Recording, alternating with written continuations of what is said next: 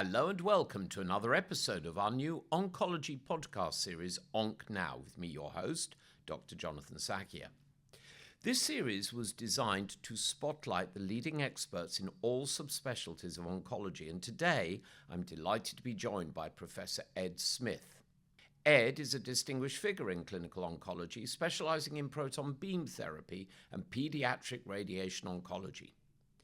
Currently serving as a professor at the University of Manchester and holding several leadership roles at the Christie National Health Service Foundation Trust, Ed is recognised for his influential work in the research, clinical development and operational implementation of proton therapy in the UK and globally. A graduate of St Edmund Hall at the University of Oxford, Ed has a robust academic background with qualifications in both medicine and physiological sciences. His leadership extends to national and international collaborations, including advisory roles with National Health Service England, NHS England, the International Particle Therapy Co-Operative Group, and various global proton therapy initiatives. In addition to being a pioneer in the field of proton therapy, Ed enjoys hiking, travel, history, and reading in his spare time. I'm astonished he has any. I hope you enjoy our conversation as much as we did. Welcome to the podcast, Professor Ed Smith. It's a real pleasure to have you. So, Ed, let's start off with non-medical. Favorite places to hike or visit, and what's the sort of books you like to take with you to read whilst you have some downtime? Ooh, okay. Well, firstly, thank you for having me. Pleasure. Yeah, favorite places to visit. So you'll probably work out from my accent that I'm quite northern. I'm from just south of the Scottish border in Cumbria originally. Beautiful part of the So world. that is my go-to peaceful place. I've got a place up there on the west coast near where I was brought up, a place called Silloth.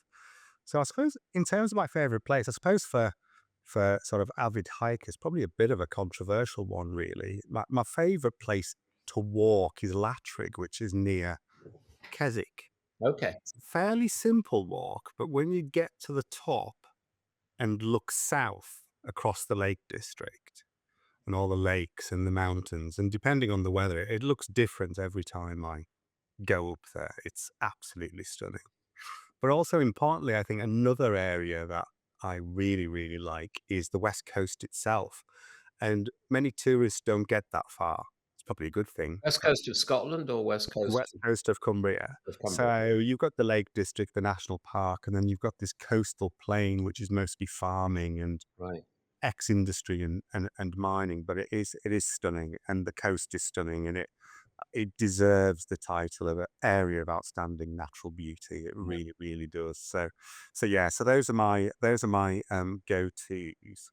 In terms of reading, so the book I'm reading at the moment, so a bit of a guilty pleasure of mine is historical fiction, especially sort of Elizabethan, that Mhm.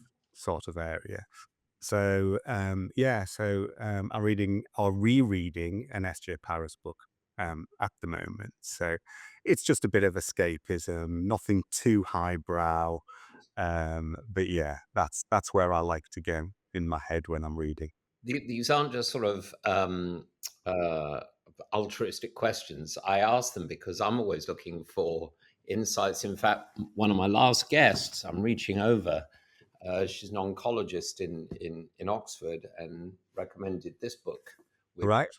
Nick Lane's book Oxygen, which I've started reading, and I get lots of hints for those. And I have to tell you, every time I've gone hiking in the Lake District, it is absolutely piddled it down raining.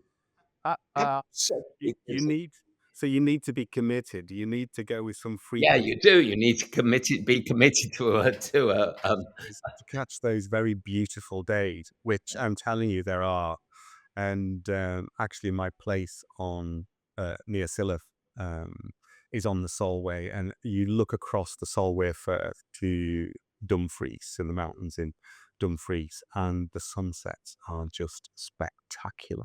Yeah, yeah. For the overseas listeners who come to the United Kingdom, Americans and such like, they'll go to London, which is where I live, which is a great city, and they'll go to Oxford and they'll go to Cambridge and they'll skip the opportunity to walk the Cotswold Way, which I think is one of the most gorgeous hikes, and the Lake District, which, as you say, Cumbria is one of the most stunning parts of the world, and as wet as Maui. In but it's lovely. Anyway, in my introduction, I listed some of your many achievements in developing proton beam therapy services. So maybe start at the beginning for those unfamiliar with the role proton beam plays in treating patients. And at a time when the NHS gets a fair amount of stick, some of it deserved, this is an area where we're actually doing well. And I should say that although this is a podcast series devoted to people working in your specialty, we get a lot of other doctors and a lot of what I like to call citizen scientists, people who are just, interested in learning more, like Yeah. me, I guess. So, proton beam therapy 101, and how is Britain doing? Hacky dog. Well, I'll start with the proton therapy 101, rather. So proton therapy is a form of radiation therapy, and radiation therapy has been a part of cancer treatment for around a century now. Now, conventionally, in modern medicine, radiation therapy is delivered using X-rays, and X-rays pass through the body. They interact with cells and their DNA and kills tumor cells. It can also damage and or kill normal tissue cells as well, but they tend to be much better at repairing themselves. Anybody who's had a chest X-ray or a CT scan will be aware that X-rays pass through the body. And so whenever you're delivering a treatment with X-rays, you'll tend to use multiple fields or beams to focus on the tumor, but you really can't get away from the physical properties of X-rays, which is to pass through the body. Where protons, or essentially hydrogen ions, are small particles, and their passage through any material is quite different to X-rays. And what tends to happen is you accelerate these protons at 2/3 the speed of light using a cyclotron or a synchrotron to do that. And when they enter the body, they're going very, very fast. But as they slow down, there's a point at which it's called the Bragg peak, where they slow down a lot and deliver their energy at a specified depth. That's got some advantages for myself and others who are clinical or radiation oncologists, whether you're from a UK audience or an international audience, in that you can much better determine where you want your energy or dose to be delivered to. And there's no exit dose past that. And in some instances, you can actually reduce the entrance dose as well. So you are concentrating your radiation therapy dose on a particular area. Why is that good? Well, there's two main groups of patients who benefit from proton therapy. Firstly, you've got those who are very young, children, teenagers. They've got developing tissues, and by being able to spare the normal tissues, you can reduce the risk, sometimes to nil, of some of the late uh, toxicities of treatment and even early toxicities. Um, Radiation therapy generally is associated with some toxicity because of that effect on the normal tissue that I've described. And those side effects are very anatomical site dependent. So if you're giving radiation therapy to the head and neck, for example, you can affect the mucous membranes that are in the mouth or in the throat, and that can affect things like swallowing and eating. And then there are sort of the longer term side effects of radiation therapy, like fibrosis of tissues or effects on the brain or effects on the heart.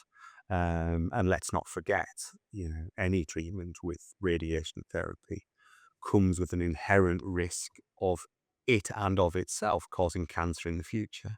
And that is dependent upon the volume of tissue that you treat and the dose that you deliver to that volume. Um, so with proton therapy in young people, you're able to spare those normal tissues, and it's particularly the late effects that we're looking to reduce or avoid organs at risk altogether. There is a separate but just as important group of patients who have tumors very close to critical structures. So this could be the spinal cord, it could be the base of skull, where ordinarily with x-rays you wouldn't be able to deliver a radical or curative dose of radiation. But with protons, because you're able to spare those adjacent structures somewhat, you're able to deliver doses much higher than you'd be able to deliver with x-rays. And that has an impact down the line in terms of improved local control rates. So those are basically the two groups of patients there. Going on to wonderful Britain and its role in proton therapy. So proton therapy, so the service I run is a high energy proton service, and there is a sister service down at UCLH in London, ran by Dr. Yen Chang, who's a great colleague of mine. And those are high energy services. We opened in 2018. We were the first service on UK soil, if you like, for opening a high energy proton service. But there had been a facility at Clatterbridge on the Wirral for some years, treating ocular tumours. And I think they opened in the mid-80s, if I'm not mistaken. And that was a low energy facility, so a much smaller cyclotron, but they were able to treat tumours in the eyes with fantastic results, it has to be said. So the government, sort of at the turn of just after the turn of the millennium, was exploring the use of proton therapy. And originally there was an overseas program with patients going abroad to the United States, to Switzerland, to Germany for their proton therapy treatment. And the program primarily focused on those rare groups of tumors that I talked about, and pediatric and young adult tumors. It became increasingly clear that we did need a service in the UK. Some patients couldn't travel abroad, either because of scheduling or they were just too unwell to be taking flights to these services.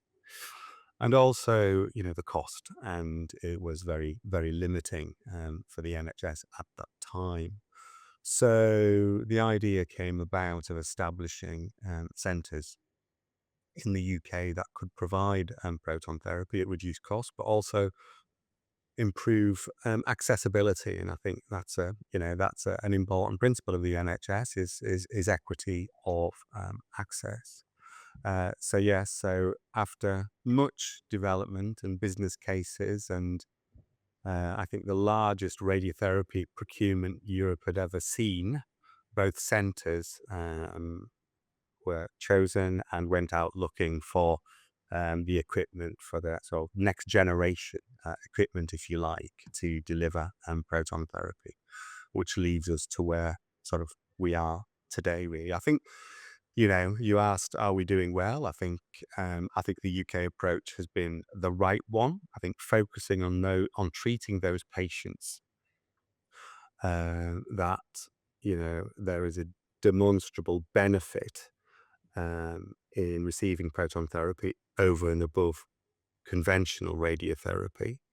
I think it was absolutely the right thing to do, but also having the capacity and the infrastructure to do research, whether that be preclinical research. So we have a research room, a technical preclinical research room at the Christie, to be able to deliver clinical trials to patients in smaller evaluative commissioning studies, but also other types of research closely allied to the proton service. And I think it's been a model that has been praised internationally. The story of proton therapy in the United States was very, very different.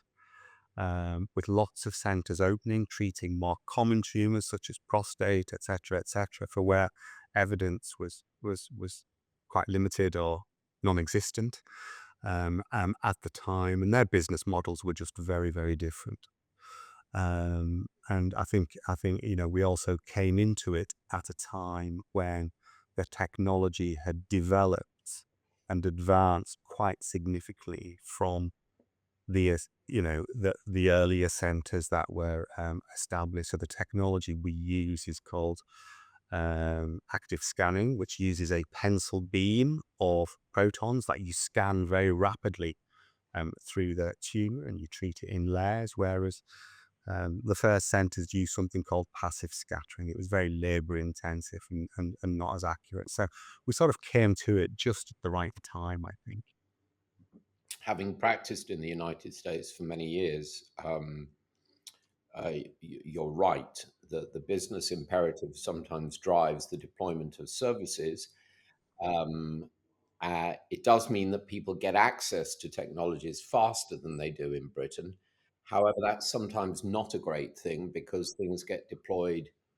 Uh, how do I say this kindly? When perhaps evidence isn't as robust as it should be. However, if one waits for really robust evidence, that can delay access. So somewhere between the two lies the sense. And how many proton centers are there in Britain? There are two high energy centres. So there's one at the Christie in Manchester and one at So UCLH to the in London. And the Clatterbridge facility for eyes is right. still active. So they're all in England, but that may change in the future. And how many in the United States do you happen to know? Yeah, there we are. That's probably the right answer. That's your answer. Yeah, I mean, it is, very much a build it and they come yeah. model, which as you say, has some benefits Mm, to it. Um, and actually, in terms of clinical trials, they've sort of been a latter development in the US, where I think in the UK and Europe, actually, this insistence on actually getting evidence for the benefits. It is not a cheap technology compared to conventional radiation therapy. yeah, And you do have to be sensible in its introduction. So at the moment, we've got two centers. They're quite centralized. I mean, in American terms, the distances we're talking about to travel for treatment are not huge. yeah, But certainly in UK terms, many patients and clinicians would argue that traveling to Manchester or London and having to essentially reside in those cities for sometimes up to 6 weeks and not really being able to leave um, is a massive impact for people. It's not like you can pop down to your local cancer centre, and yeah, we just have to see where the evidence takes us. If the evidence takes us towards the treatment of more common tumours, then of course I think there will be cries for yeah, additional centres more local to yeah. patients. Makes perfect sense. So, the TORPEdO trial is the UK's first phase 3 randomized controlled trial in proton therapy. Can you explain, first of all, tell people what it stands for? I love the names of trials that people Do you come know, up I with. have absolutely no idea That's what even better. That's it even stands better. for. I think increasingly trial names just have a little bit of bit of a more about impact, but I'm sure it means something. And actually, my very brilliant and able colleague, Professor David Thompson, who has an office just down from mine in the Proton Centre. He was obviously the chief investigator for this trial. So I must ask him the next time Well, I I have meet. to tell you, I don't know if I'm speaking out of school here, but I was part of a trial with a pal. It was looking at a technology to treat fistula in ano, and so we called it, and we were going to recruit 500 patients. So it was the fistula in ano trial 500, or the Fiat 500. One of my much smarter colleagues decided that we might have an issue with a certain motor car manufacturer. I actually came up with a fabulous acronym that would allow us to call it the Aston Martin DB5 trial. And I'll leave you to work out what the letters stood for. But Anyway, the TORPEDO trial, whatever the heck it stands for, first phase 3, a randomized controlled Mm. trial in proton therapy. Tell us what it aims to achieve, how it might change the landscape for cancer treatment in the United Kingdom. Yeah, so this was very exciting because it was the first randomized trial that we opened, and it speaks back to what I said earlier about having the capacity to be able to run these trials. It's a trial in oropharyngeal cancer or cancer of the throat, probably where the ORP comes from in TORPEdO. And essentially, it's a comparison between the best X-rays can offer in terms of intensity modulated radiation therapy, which is a very accurate and precise form of radiation therapy with X-rays, and putting it head to head with proton therapy. And the way that trial was rolled out is very interesting. There was a huge amount of patient and public involvement that the trial team did, which was very beneficial in shaping the trial, actually, in terms of whether patients would even be willing to travel to a proton center for proton therapy if that proton therapy center was, some more than a few miles away. And so, what the trial actually is looking at is sort of primary endpoints, if you like, are firstly looking at patient-reported outcomes and how patients report toxicity and whether there's a difference when protons are used as opposed to X-rays. But also something that you probably also hang your hat on is sort of feeding tube dependence, because a lot of these patients have to have feeding tubes inserted to support their nutritional intake whilst they're having their treatment, which lasts for a number of weeks, and also looking at things like weight loss. There were also other components to this trial, like a cost effectiveness analysis. I think I said earlier, the delivery of proton therapy is not a cheap endeavor. Keeping a cyclotron going is a huge consumer of electricity, and all the support services that you need to have in place does make it a cost intensive endeavor. So you want to know if the treatment itself is cost effective in terms of the benefits it provides to patients. And also there were a number of sub-studies in that trial. One of those sub-studies was looking at the collection of, blood and tissue samples for translational research. Another was an MRI sub-study, so using magnetic resonance imaging to look at sort of tumor characteristics and how that may influence outcomes and other endpoints. I mean, that trial is now closed to recruitment. The data is maturing, and we will probably see the results of that at the end of this year or the start of next year. 2025. Well, we'll have to have you back on to discuss what it showed. I, But I think it'll be very interesting in terms of the whole trial itself. Clearly, to run a trial, you recruit a cohort of patients enough that you think will answer the questions at hand. But in terms of patients with oropharyngeal cancer that live across the British Isles, it's upwards of 1,200 patients, 1,400 patients. So clearly, if the trial's a positive one, then the obvious question is, well, how are we going to treat those patients in the current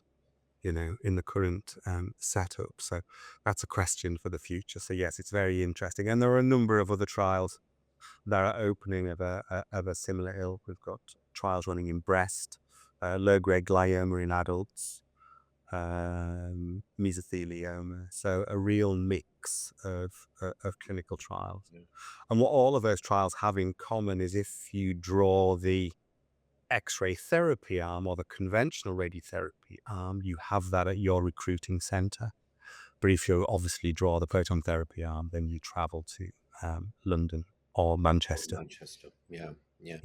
So yeah, I have a couple of friends who've been treated for oropharyngeal tumors, and the dry mouth that results is a very, very bad long term It side is. effect. It really is. And, one of my friends, I have to remind him constantly that without treatment, he's now, I think, coming on 7 years.